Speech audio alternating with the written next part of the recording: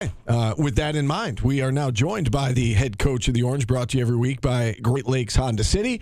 Fran Brown joining us. Coach, always a pleasure chatting with you. How you doing today? I'm chilling. How y'all making out? We're doing great. Paulie's getting ready for his long road trip in the car out to South Bend. I know you guys are going to take a better mode of transportation to get out there.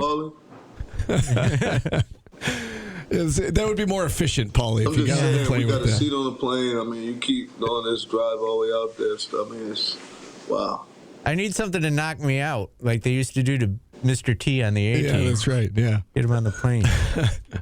All right, Coach. Let's start with the bye week. I guess your second bye week of the season. Was the approach any different? This one's obviously towards the end of the season, mathematically eliminated from bowl contention. Do you approach this second bye week differently than you did the first one? Yeah, I did. I gave our seniors a chance to recharge. As soon as we would have the team meeting. Right after the team meeting, we go to our team prayer and things of that nature. I would let them go into treatment just to take care of their bodies. They had a lot of football, a lot of time in place. So all the seniors would do that. Then we would do everything from junior class down just to get those guys ready. So we did that last week, not this past week. That's what we did during the bye week, and we approached it as if it was bowl practices and had guys practice and compete and went through it. You gave a lot of the young guys the opportunity to already lead the team, so you can look at it, see what the team looks like, see some of the areas that you need, because you can write everything down on paper, but then as you're watching out there and seeing where those voids are from those seniors that left and things of that nature, I took full advantage of that, of just being able to practice with the young guys as much as possible. You say that with the young guys, with the bowl game off the table. Is it okay to start looking forward to next year? We got to compete and finish these last few games, but I'm definitely still looking for the future. But I'm focused on going out to compete against Notre Dame, and then we get to finish off with Boston College. But you're absolutely looking for next year, especially when your record is what your record is. So you can't wait to get back in and stay in the winning column to make sure that we have way more wins than losses, and to be able to compete the right way, and just to be able to have the community see what they're supposed to see, right? And, let's play the game of football the way it's supposed to be played. Our quarterback will be back. We'll have some other quarterbacks coming in. Just getting a chance to go out and compete the right way and have a lot of fun. You say your quarterback's coming back. We had a chance to talk with Steve Angeli a little bit. He was made available to the media on Tuesday night, and Yasin Willis confirmed that he's coming back, and Steve said he's coming back, and there was other guys that kind of vowed their commitment to the team next year, and I feel like, do you feel like you've got this young core coming back, and that there is, even though you're on a 6-game losing streak or whatever it is, do you feel like there is some excitement about, working hard and just and keeping, the process going of getting ready for next year? Yeah, we understand and know what happened. We know who we are. We know the things that needs to be fixed. First start with myself, and then traveling through the entire staff to the players. And everyone's on the same page. This is it's an open door policy. I communicate with everyone, so everyone knows where they stand. We all understand what we need to fix and what we have to do to get what we want, right? And we want to be able to win the conference, and we want to go and play for a national championship. We want to develop young men academically to do the right thing. We want guys to continuously get closer with their faith. And honestly, just follow DART. Detailed, accountable, relentless, and tough in everything that you can do. And these guys understand. They see that. They see the vision. They know when you hear and you come watch us practice, Steve and Paulie, you'll see, oh, snap. I see what he means. I can understand. I see what building is like, right? We lost a lot of leadership last year, a lot of leadership. 12 guys left, right, that got to play on Sunday, and then you have 6 other guys that are out in the work world competing, being successful. So losing 18 seniors that was very impactful.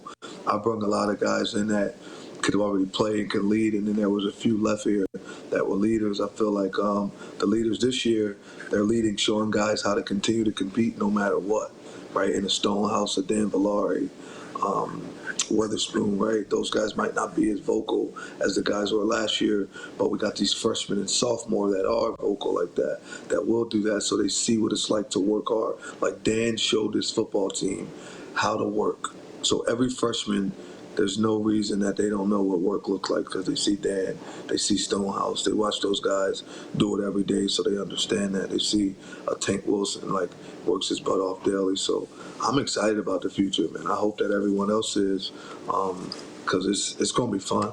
Right, it'll be really fun. We got a lot of good players. We'll probably have like 3 freshmen be freshman All-American, right? I have a bunch of other guys that are playing as freshmen now. Last week, we played 20 freshmen in the game. 3 of them were redshirt freshmen, 17 true freshmen, and then all those sophomores that played have that started, and juniors that have come back and do it. So I think the future looks really well.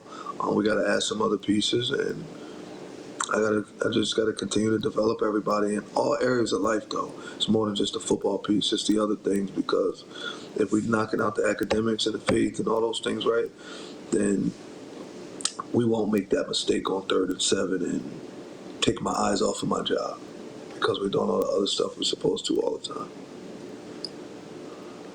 We did talk with Joe Filardi on Tuesday night, and he mentioned that during the bye week he worked exclusively with the ones. It's been about a month or so since that first start against North Carolina. How have you seen him grow and develop since then? And what are you seeing out of Joe that is going to allow him to go out and succeed on Saturday? He's just competitive. He's tough. He's really, really, really tough little kid. He loves to compete, man. Like the fact that he loves to compete and he's constantly learning, coming in for extra meetings, watching his practice, and the team believes in him, so they're playing for him, right? Offensive line, we got Spoon, and you got Austin Collins coming back, and you got Ferg. But then you got a bunch of young guys that we're constantly putting in, and they're going in there competing and playing for him. And then Steve's right there on the side of him, telling him what he should do better, what he's doing right, what he's doing wrong. So it's a good deal to have him back out there, being able to compete and play, because we know he's competitive and he's gonna lay it all on the line in every play.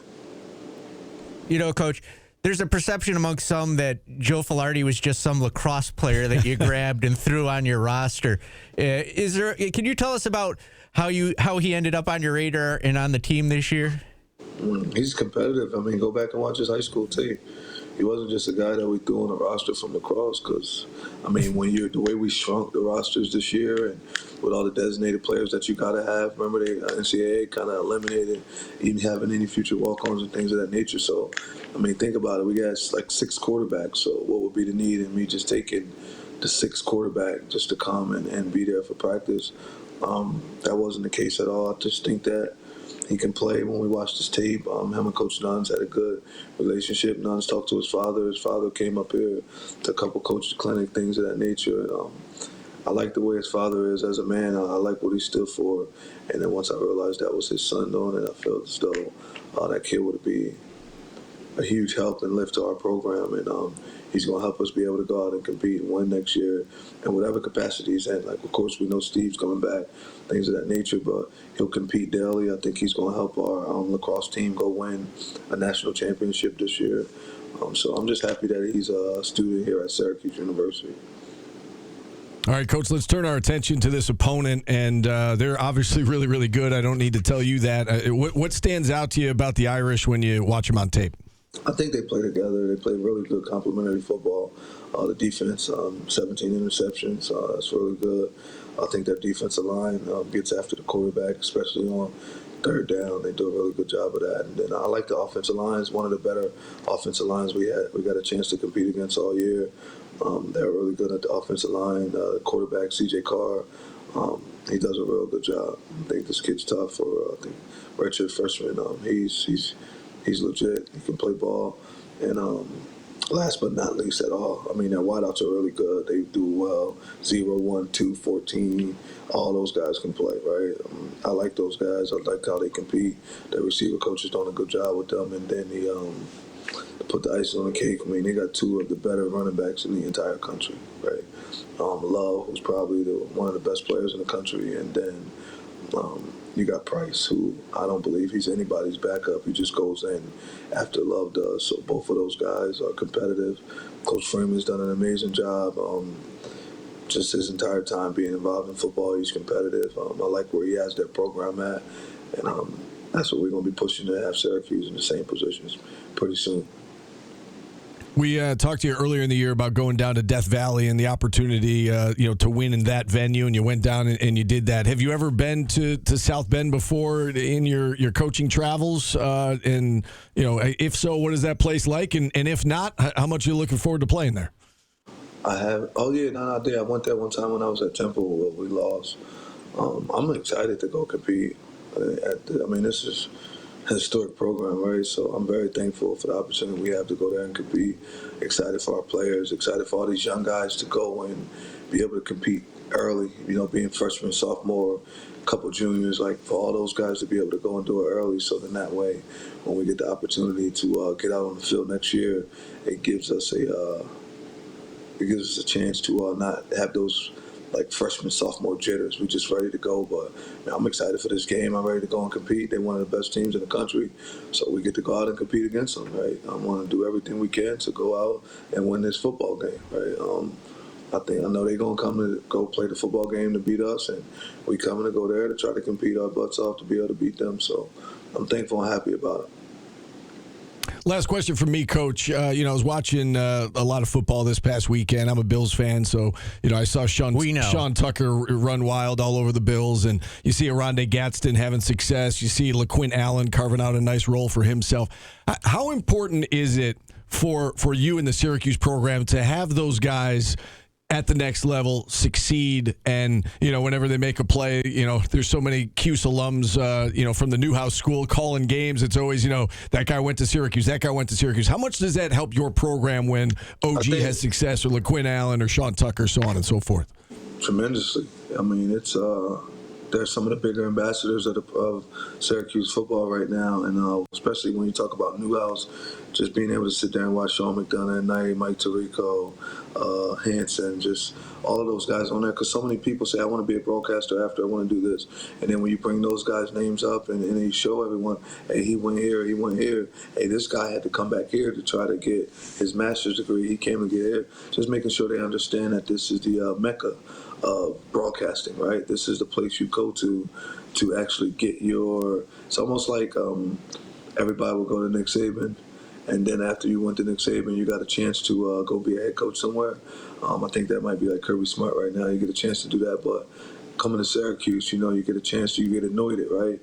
You got Sean McDonough, you got Mike Tirico, you got Hanson, and the list goes on and on and on. There's so many guys, so it's a huge selling point for me. And when it comes to recruiting, especially those guys on the field that I got a chance to coach personally, and then when it comes to like Sean Tucker and all those other guys that played here before I got here that are still playing in the league, I communicate with those guys a lot. It's really cool to do that, especially when watching the Colts play. You see that linebackers, Zaire Franklin out there playing well and doing an amazing job, and us being the opportunity of knowing each other and communicating, and him just speaking on where we are. It helps us a whole lot.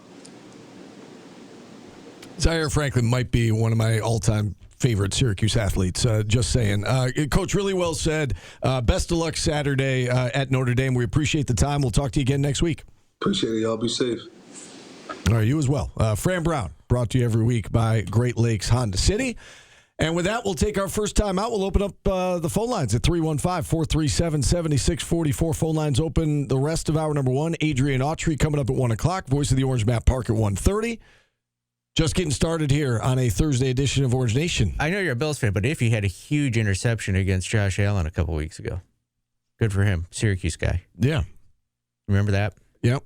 Vossi Dennis, CBA kid, had a pressure that caused an interception and an interception against Josh Allen last week. All right, we'll take a time out here. We're back after this on ESPN Radio.